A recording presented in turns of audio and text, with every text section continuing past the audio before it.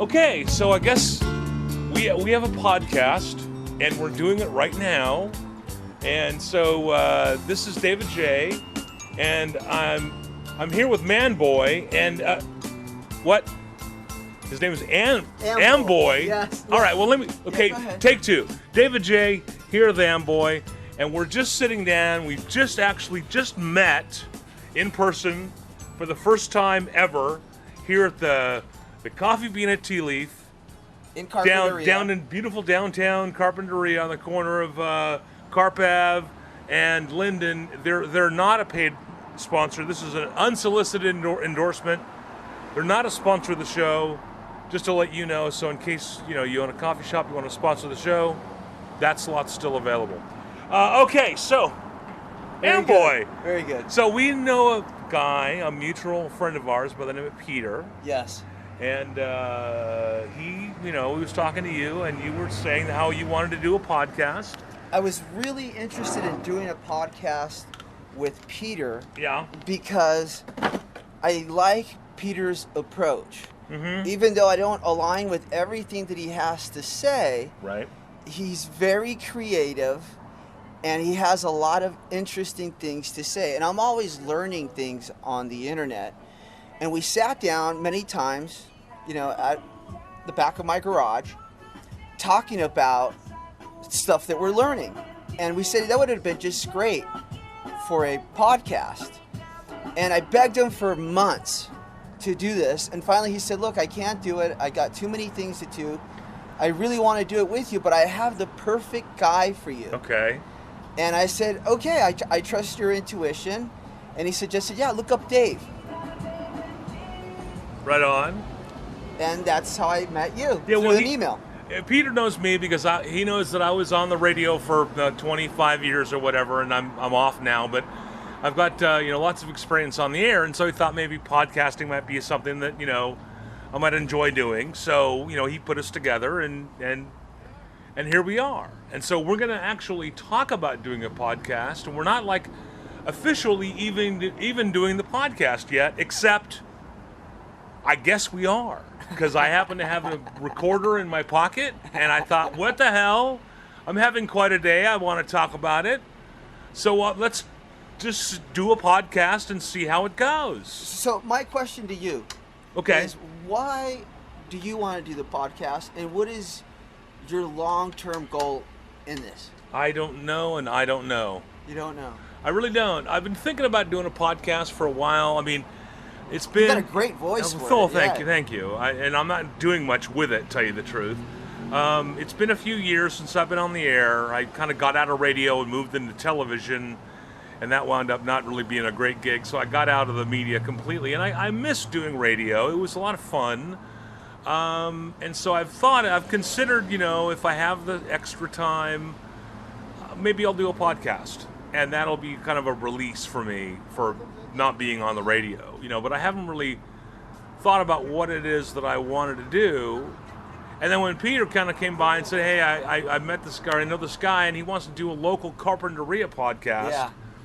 And I thought, well, that might be a really fun thing to do, because I'm the creator and the admin for the Facebook group Carpinteria World's Safest Beach. And so I do a lot of talking about what's happening in Carpinteria, and I'm more of a news aggregator than anything else. I'm just like finding stuff online about Carpinteria and what's happening. Great work, by the way. And then, well, thank you. Yeah. I mean, it's something that I really enjoy doing, letting people know here in town what's going on, and it's hopefully a good resource for people. The freeway updates were phenomenal. Well, thank you. And we've had, I got to, so helpful. I got to, give credit to my members, because I'm not like in a position where I'm like monitoring the CHP all day, posting updates. It's the members of the group are out there on the street, and they see something and they post it. I love that. I do too. Yeah. It's really like the community helping out the rest of the community. And Yeah. So that's something I've been doing for a while, and I got to thinking, well, maybe I should start doing like a podcast about Carpinteria too, because I'm doing this Facebook thing, and so that's kind of what I thought we would talk about a little bit today, about what our approach wants to be, and that sort of thing. So yeah, so hopefully it'll work out. I really wanted to do a podcast because I think there's so much information out there that's even new, and people that are a little bit older, from my age and older, are missing out on a lot of good information because they're just on Facebook. Right. Twitter is a little bit more informative, and people don't really want to see everything that you're posting on Facebook. So I want to just grab some of those very interesting articles and just elaborate a little bit, not huge, but just so people get a better idea and also have your input on it. Right.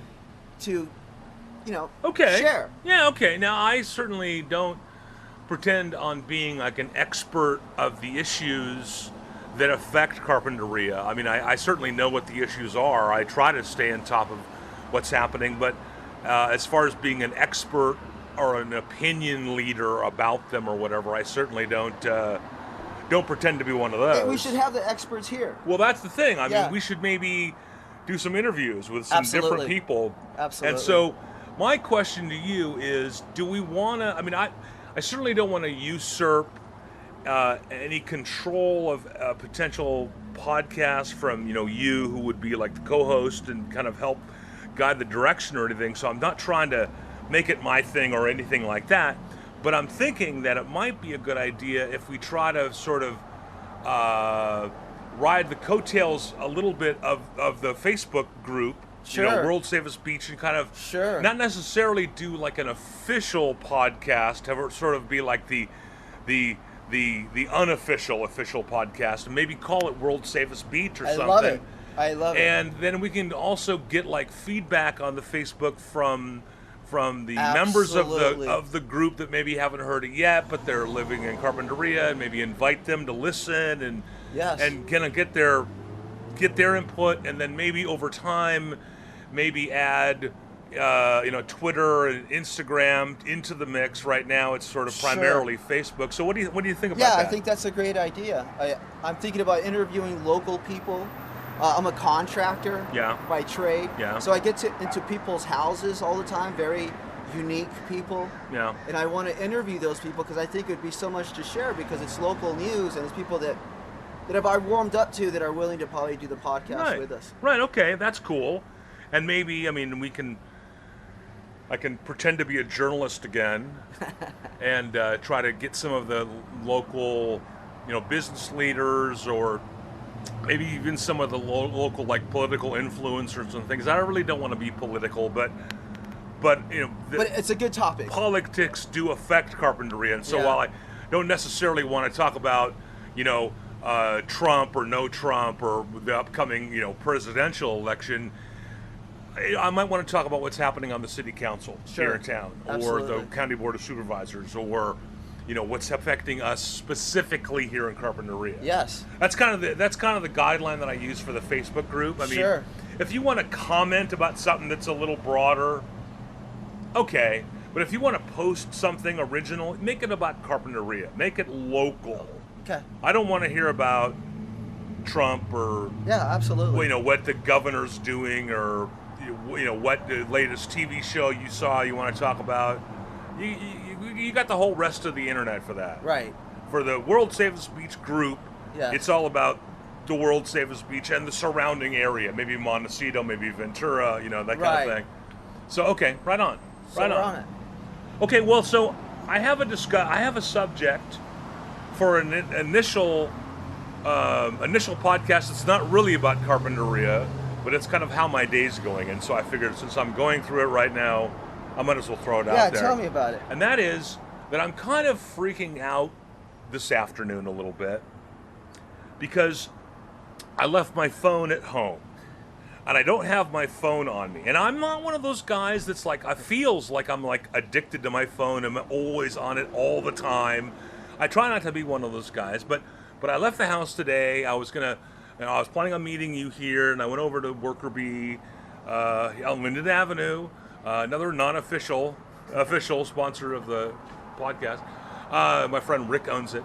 And I was in there and I was having lunch with, I was talking to Rick, and I realized I didn't have my phone on me.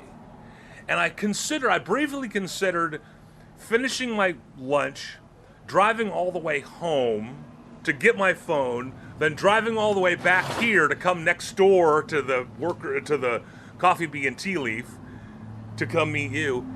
But I was going to go home just to have my phone on me. Not like I needed to be on it, not like I was expecting a call, not like anything was happening with my phone, but I just felt like I was jonesing for my phone.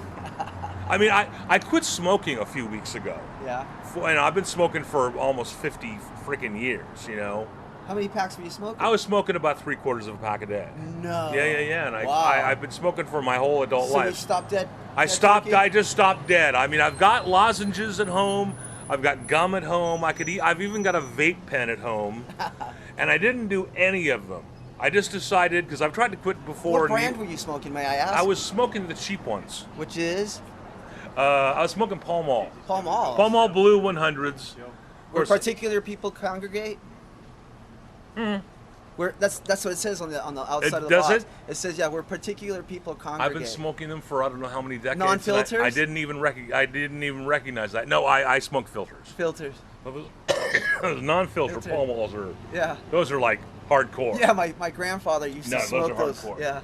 But so anyways, I don't have a phone, and here it was. I was going to meet you for the first time. I thought, well, maybe he's going to be late, or maybe he's going to want to come early, and he's not going to be able to text me, and maybe my wife's calling me and letting me want to know that she wants me to go by the store on the way home, or what. I was just a fear of missing out, FOMO they call it, right?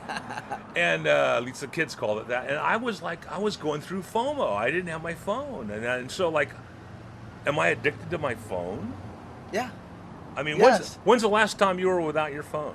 Well, I give myself phone breaks for sure. You do? On the weekends, I do. I use it a lot for work because of the text. People Yeah. constantly contacting me.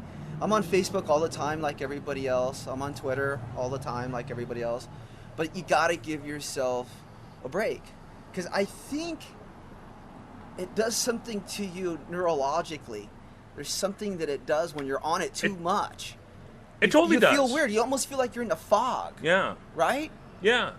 Well, yeah, and like not having it, it's like it's triggering some of the same things that were triggered just recently when I stopped smoking. Right. When I want some nicotine in my system, but I wasn't going to have any, and I just going through the Jones of wanting it but not having it. The dopamine from the likes. Yeah. Did they like it? Did they not like it? And not having my phone is like the same thing. Yeah, right. I'm not getting dopamine, right? Yeah. That's crazy. Right. It's a new world. I mean, I feel sorry for the kids. Well, maybe we need like rehab for certain people that are hooked to their phone, but so far we have none. My daughter goes apeshit when we take the phone away. Yeah. And it's a fist fight. How old is she? 4 years old. Oh my God. Yeah. Can you imagine that? I do not envy you that situation at all. I mean, a 4-year-old is like God's gift to you, dude, and kudos to you for reproducing successfully, and and kudos to you for helping to raise a new child into the world and everything else. But I am so glad that my kids are in their mid-30s. Yeah. I have grandkids that are 4 years old, and I do not envy my daughter her raising my grandkids at all, because having to raise kids now with phones all over the place, with the internet so ubiquitous, and they're growing so much faster. Yeah. I have a 12-year-old son and I have a 4-year-old son. My daughter. Yeah. A 4-year-old daughter. So my 12-year-old son, I see a big difference on the development versus her that's who's on the phone more than he ever was. Yeah. It's a big difference. Yeah, and I don't envy that, trying to raise kids in that reality that we have today at all. I mean, because when my kids were little, you know, my son used to throw a fit when he couldn't bring his Game Boy with him. Yeah. You know, and that was a big frickin' deal when I said, no, you leave your Game Boy at home. And that was a big deal. And even then, I remember thinking, boy, when I was a kid, if, you know, Game Boy would have been whatever. We just didn't have anything. We had Atari. We played with rocks and sticks and things, you know. Yeah. And well, for me, I mean, I'm 55 years old, so for me, Atari wasn't even until like I was in high school or whatever. I didn't grow up with video games as a little kid. Nowadays, kids are playing video games when they're to 1 year old. You know, it's crazy. And they play the old ones too. That's what's fascinating. Well, that's a whole nother thing. Yeah, that's one thing that makes me hip with the kids nowadays. It's like I talk about how I remember my original Nintendo 64.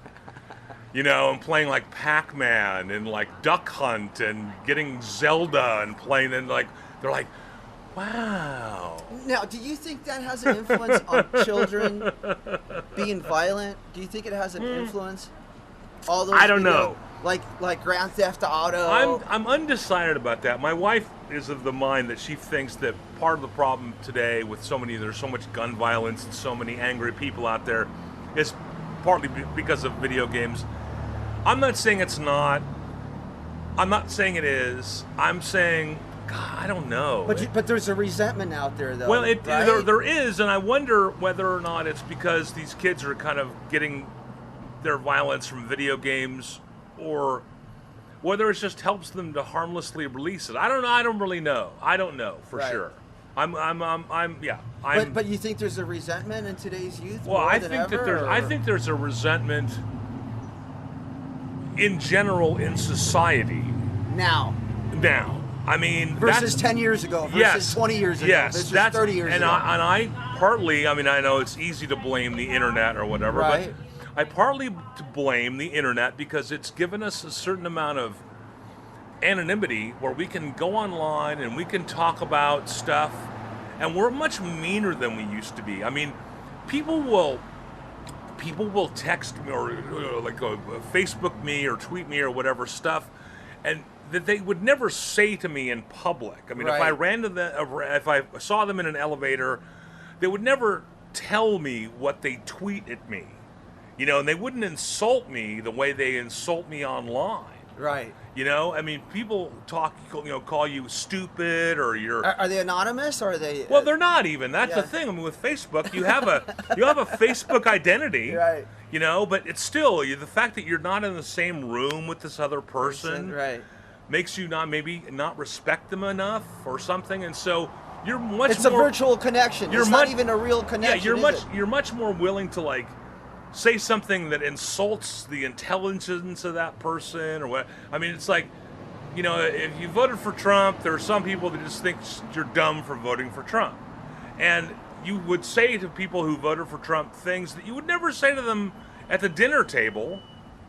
You know, you wouldn't call somebody that you were out to dinner with stupid, or hopefully you wouldn't.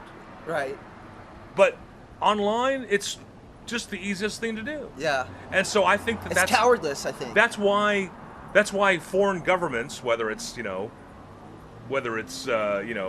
Russia or Ukraine, or you can argue over that right now or whatever, but foreign governments are coming in, they're buying up Facebook groups, you know, and they're Facebooking people and they're tweeting things just designed to make us argue with each other. It's brilliant. A propaganda machine. They're using our social media against us by getting us all agitated. I and agree it's with so you. I easy. agree with you. It's so easy for them to get us pissed off at each other. Yeah, they have a better play because they're more united, I think. I don't think that's going on in Russia. But then again, they're a more authoritarian country.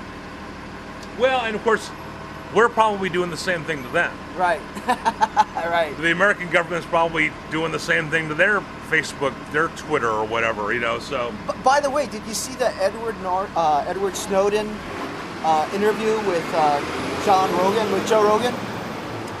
No. I occasionally catch Joe's podcast, but not very often, and I haven't seen that. That's really good. That's something you should really, especially on the topic that we're talking about. Yeah. It's interesting. A lot of people hate him, you know, and a lot of people are kind of like opening up to him too because of the information he's giving out. And the information he's giving out is definitely knowledgeable information. He breaks it all down for you. It's a really good podcast, especially with Joe Rogan, because Joe Rogan's really good at some of those podcasts. He's had everybody on there. I mean, and Elon Musk. And, he's very popular, and kudos for him for helping to kind of reinvent his career, because he was an actor, and kind of got sucked into like hosting the Fear Factor or whatever, and it was hiring him as an actor, and he tried to do stand-up for a while, and.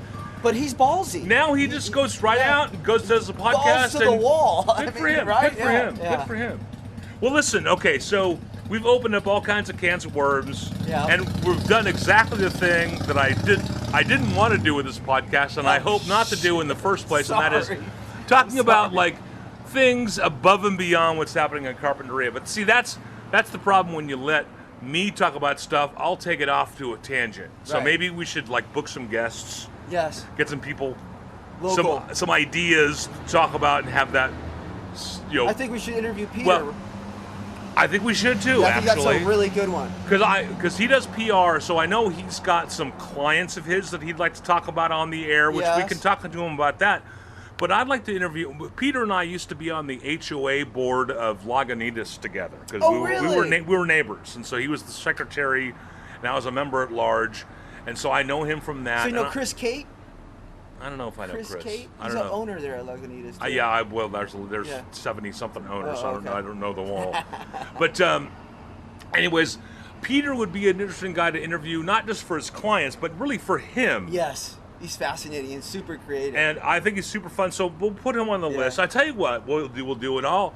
I will have probably solicited members of the World's Safest Beach Facebook group to suggest certain things. Sure. But if you're listening to this and you have an idea that you think maybe we should be talking about on Carpinteria World's Safest Beach, the podcast, and you shoot me an email, we'll consider it an extra points if you can actually schedule the interview with somebody, or help us schedule the interview with somebody. If you're a connection to that person and you want to help to introduce us, that would be extra points for you.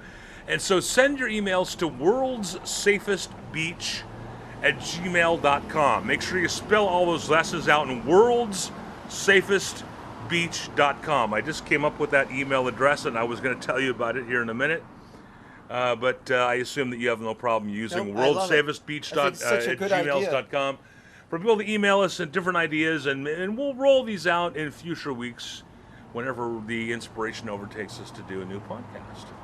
Awesome. So Farmer Boy, Amboy, I guess that concludes our first edition of the World's Safest Beach podcast. Love it. Wow. Love it.